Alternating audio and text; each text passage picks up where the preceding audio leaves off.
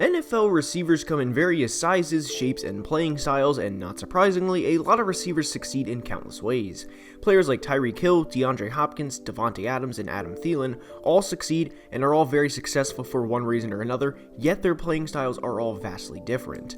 College receivers are the exact same way, and in today's video we're going to be breaking down why Minnesota's Rashod Bateman will be a successful NFL receiver. Rashod has it all. He's 6'2", 210, is a terrific route runner, and there's no reason he can't be the most productive rookie receiver in 2021. Bateman is a very good prospect and should hear his name called on night one of the draft, and we will dive into everything he does well. But before we get started, please like the video and subscribe to the channel, as each only take a second to do, and it would be very much appreciated. Now let's begin. Now the first play we're looking at was a quick curl route to Rashod, and as you'll see, the corner was playing 10 yards off him despite the corner at the bottom of the screen playing press on current Bucs receiver Tyler Johnson, and quarterback Tanner Morgan quickly realizes how much space there is between Rashod and the opposing corner. Now what's great about this play specifically for Bateman is he gets the catch, which I'm not praising him for the catch because any Division I receiver should have caught this ball, but he makes a good open field move and picks up an additional 15 yards from where the defender initially met him. Granted, this was against South Dakota State, but this was the introduction to the 2019 season Bateman would have. Rashod would end up with 5 catches for 132 yards and a touchdown, including a 42-yard touchdown near halftime of that game that we will take a look at. Now this play is one of the most impressive plays from Rashod's college career. It's a blitz and the defense is running man-to-man with a single high safety, and Rashod absolutely blows his man off the line of scrimmage, which is common in his film, as his get-off is superb. QB Tanner Morgan throws a one-on-one ball that is well past Rashod, and he sticks a hand out, palms it, and ends up with a go-ahead touchdown right before half. Now, I'm not going to keep highlighting his plays against South Dakota State because it's not like this is the only film we have to go off of, but a few things that will no doubt help Rashod in the NFL is his quick burst off the line of scrimmage. This next play we're going to highlight is against Purdue. This was an 18-yard gain, but it was a lot more than that represents in the stat sheet. Now, I'm going to play it on the screen multiple times, but what I want to take away and break down here is where Rashod starts and how he creates separation to make this play possible. So we're going to zoom in this play specifically on Rashod. He breaks out and shows briefly that it's going to be an out route or potentially a deep ball. He gets the corner to bite just enough so now that he has full leverage on the route and can comfortably break back in and allow his quarterback to throw a ball in a wide open area and place the ball right on his hip, which Tanner Morgan successfully does. This type of play and this type of route running here is not something that is common this young in a receiver's career, and it's a huge reason why Bateman will be a successful NFL player for some time, because remember, route running translates and it doesn't matter how fast the guy is, because let's be honest for a minute, and I want you to think about this, no disrespect because he is an all-time legend, but what do you honestly think Larry Fitzgerald's 40 time is right now as you watch this video? Not fast, right? Now, I'm not saying Bateman is going to be a 4.7 40 guy because he's not, but what I am saying is his maturity and route running ability this young will keep him successful for a long time. Also, Bateman recently ran a 4.37 hand-timed 40 and a 4.39 laser-timed 40 at the Exos Combine. Granted, it was according to himself on Twitter, but that is encouraging to say the least.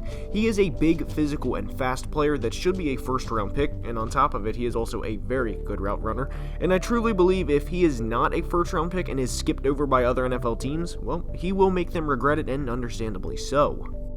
Now, this next play we're going to break down is still in the Purdue game, and another example of creating separation and an insane job by Rashod at that. Now, as you'll see, he takes 2 steps, makes the corner think he's going for a deep ball, turns him around in the process, which shows how much they respect the speed, by the way, only for him to cut it back inside and create a fat pocket for Tanner Morgan to throw the ball in. So playing this full speed again, we'll see Rashod cut it inside, we'll see his ability after the catch right here, and how he isn't an easy guy to bring down by any stretch of the imagination, as half the Purdue defense is there with one goal, and that is to tackle Rashod Bateman. Now, just because I praised his ability after the catch and how he is an easy guy to bring down, please know this, and a play we showed earlier by the way, this does not mean he is Tyreek Hill in the open field or any other freak athlete similar to that.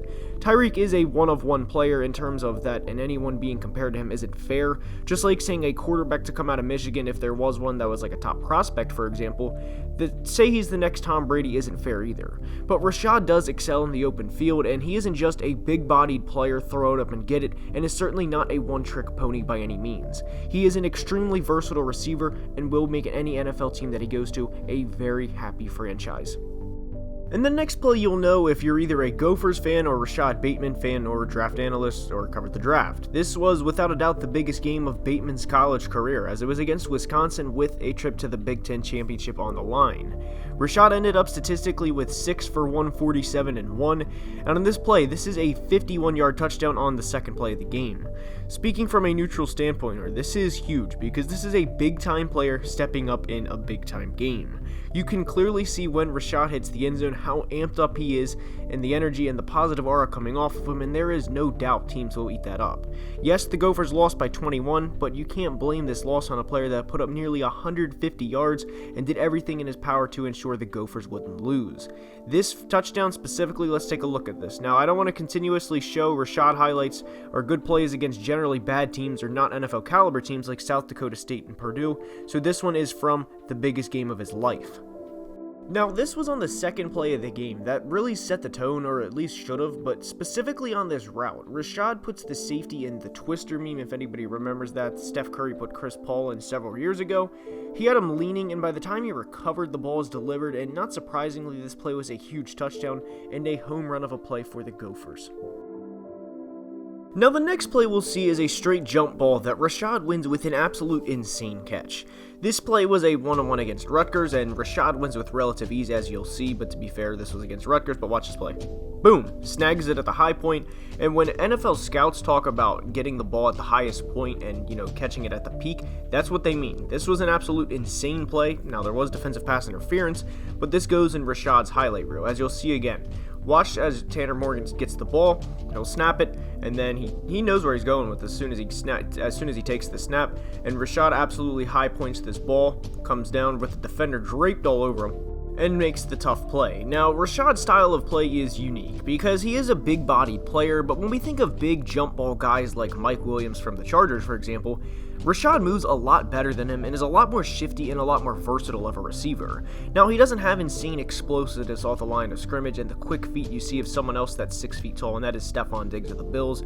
Rashod and him will not get confused in terms of playing style, but they will each produce. Bateman is going to be successful because he has a lot of great traits that will translate to the NFL. He's physical as hell, he's strong as an ox, and he's a great NFL-ready body.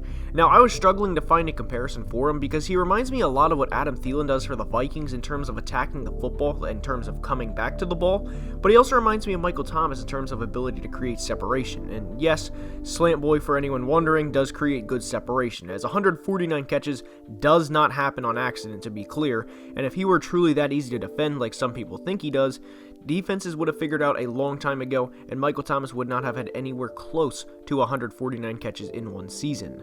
For a true NFL comparison, and largely due to his after-the-play ability, I think he's a blend of Michael Thomas and Keenan Allen. Bateman will be a great NFL player, and to the teams that select later in the first, like the Bears and the Ravens, I beg you guys to take him, because this will help your passing game, and there is no doubt about it. Rashod is the big-bodied receiver the Ravens need, and in terms of fit to teams, there is no fit I like more than Rashod Bateman to end up in Baltimore. Lamar desperately needs a guy he can rely on no matter what, and Bateman can be this guy. The Ravens have struggled at receiver for years and have honestly never had a true number one receiver in the history of their franchise, as surprising as that may sound. Now, Anquan Boldin was good when they won back in 2012, but I don't think he was a true top receiver in the league at the time, and I think that is fair to say. Now, if you watch the mock draft with picks 11 through 20 that I posted yesterday, I said I love Jeremiah Owusu-Koramoah to the Raiders, and I do. I absolutely love that fit. But Bateman to the Ravens is almost too fitting, and I sincerely hope it happens. Now, I wouldn't mind Rashod to the Bears, but I do think he would be limited in terms of what he could do statistically. Yes, he would be in Baltimore too, I completely realize that, given their scheme and how much they run the ball, but Lamar is better than Mitch. And Rashod will be a great NFL player, and in a few years we can either come back and laugh at this absurdly foolish take, or simply give credit where it's due. And as we wrap up today's video, if you want me to break down any other players, please comment below. Please like the video and subscribe if you enjoyed, as I certainly know I enjoyed making this, and follow me on Twitter for more football related content. Please subscribe, it only takes a second to do, and like the video, and it helps immensely. Now, I will see you guys next time. Until then, have a great day. Love you guys. Deuces. Peace.